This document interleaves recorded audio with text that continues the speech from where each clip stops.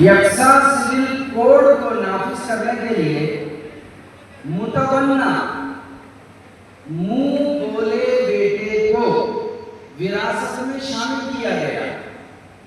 قرآن کریم صاف اور واضح انداز میں کہتا ہے ما جعل اللہ ادعیاءکم ابناءکم، اللہ تعالیٰ نے تمہارے لے بالکوں کو، تمہارے منہ بولے بیٹوں کو تمہارا حقیقی بیٹا نہیں بنایا ہے۔ لے بالک بیٹے کا حکم اور ہے، اور تمہارے پیٹ سے صلب سے پیدا ہونے والی اولاد کا حکم اور ہے۔ دونوں میں زمین و آسمان کا فرق۔ لے بالک ہے، منہ بولا ہے، وہ حقیقی بیٹے کی جگہ کبھی نہیں لے سکتا۔ یہ اللہ رب العزت کا فرمان ہے، یہ قرآن کریم کا فرمان ہے۔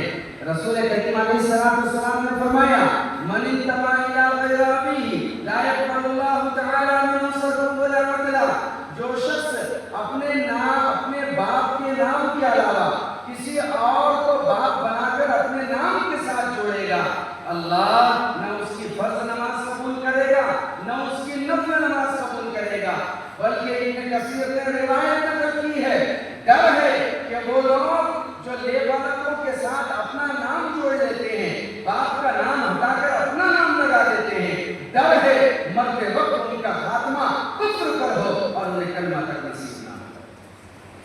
معاشرے میں ہمارے لیے عام بات ہے، لیکن نگاہ شریعت میں بڑے خاص بات ہے کہ لے بالک ہے، متبنہ ہے، یہ آپ کا حقیقی وارث نہیں ہوتا۔ HR گوکھلے اس زمانے میں وزیر قانون تھے، 1972 میں انہوں نے اس کو نافذ کرنے کی طرف پہلا قدم بڑھایا، لیکن یہ اٹھتا ہوا قدم یکساں سول کوڈ کی طرف تھا۔ مسلمانوں کے آئینی اور ذاتی اور اندرونی قوانین قرآن و حدیث و شریعت و سنت پر ایک بڑا گہرا اور کاری حملہ تھا۔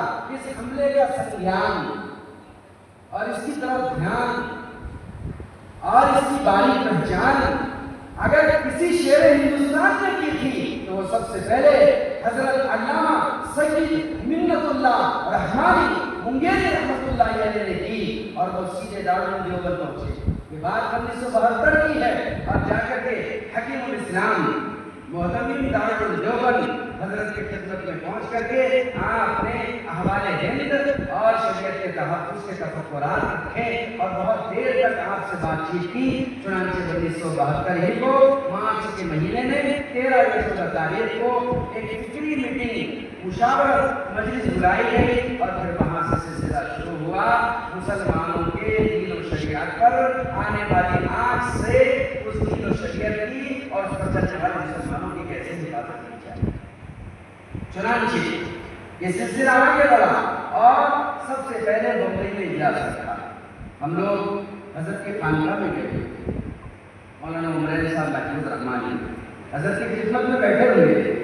اس درد کے ساتھ حضرت نے یہ داستان کہی کہ ہماری آنکھیں چھلک پڑی کہ ہمارے اکابرین نے اس بورڈ کو جو قائم کیا ہے اور پرسنل اللہ کی جو نیا بنیاد ڈالی ہے وہ سبق کے انداموں پر تھی، اور کپکپاتے اور رعد اور بجلیوں کی کڑک اور ان کے درمیان بڑی کیڑے ودار آندھیوں کے درمیان شمع ہدایت شمع شریعت کو جلاتے ہوئے آئے ہوئے۔ اللہ اکبر کبیرہ۔ چنانچہ سارے مساجد کو جوڑا گیا، سارے مذاہب کو جوڑا گیا۔ یہ نہیں دیکھا گیا کون جماعت اسلامی ہے، کون اہل حدیث ہے، کون داؤدی بوہرا جماعت ہے، کون سلیمانی بوہرا جماعت ہے، کون دیوبندی ہے، کون بریلوی ہے، کون جماعت مسلمین ہے، کون کس مسلک اور فرقے کا ہے، بلکہ سب کو مجتمع کرنے کے لیے ایک لمبی محنت کی گئی۔ القصہ مختصر، اس زمانے کے اندر مرحوم احمد رضا خان صاحب کے ایک شاگرد رشید تھے، اجل شاگرد تھے، بہت عظیم ہستی تھی اس زمانے کی، جن کا نام حضرت مولانا مفتی برہان الحق صاحب جبل پوری تھا۔ یہ حضرت مرحوم احمد رضا خان صاحب کے بہت ہی چہیتے شاگرد تھے، ان کی چلتی تھی اور بڑے کے حلقے میں ان کی سنی جاتی تھی۔ چنانچہ ان کو خط لکھا گیا کہ حضرت تحفظ شریعت کا مسئلہ ہے، تحفظ دین کا مسئلہ ہے۔ چنانچہ بمبئی میں ایک اجلاس رکھا گیا ہے، اس سے پہلے مشاورت میٹنگ ہے، حضرت آپ اپنے حلقے کے ساتھ چلے آئیے۔ چنانچہ انتظار کیا گیا آپ مختصر آواز پر نہ گھبرائیے، ایسی بہت ساری آوازیں وقت آپ کو سنائے گا اور آپ کے اندر گھبراہٹ مبتلا کرے گا۔ تمہیں نماز میں نگاہیں نیچے رکھنے کا حکم دیا گیا ہے، مجھے ہے حکم اعظم لا الہ الا اللہ۔ میں اپنی توجہ نہ ادھر پھیروں نہ ادھر پھیروں، آندھیاں آئیں گی، طوفان آئیں گے اور بجلیاں کڑکے گی، لیکن ہے مجاہد مجھے السلام علیکم ورحمۃ اللہ جب تک تیرے امام کی آواز تیرے کان میں نہ پہنچے تجھے اپنا سلام نہیں پھیرنا ہے۔ اس کے لیے سب تیار ہے؟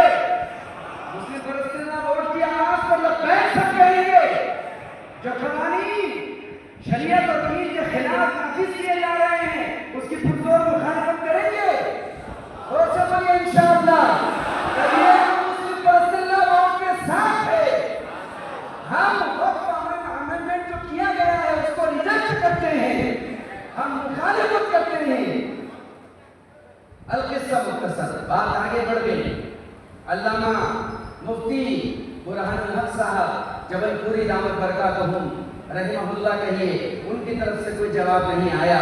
قاری دیب صاحب حکم الاسلام کو فکر ہوئی، حضرت منت اللہ رحمانی رحمۃ اللہ علیہ کو فکر ہوئی، بقول حضرت مولانا عمران محفوظ رحمانی صاحب دامت برکاتہم العالیہ کہ پھر دونوں حضرات کے بارے میں طے ہوا آپ جائیے جب پور تشریف لے جائیے اور وہاں جا کر کے ان سے بات کیجئے۔ یہ دونوں بزرگ وہاں سے نکل کر کے جبل پور MP چھتیس گڑھ کے علاقے میں تشریف لے کر کے گئے۔ آپ کی خانقاہ جلدی تھی، آپ کا حلقہ بہت بڑا وسیع تھا، چنانچہ وہاں پر پہنچے۔ جب وہاں پہنچے اور خانقاہ کا ایک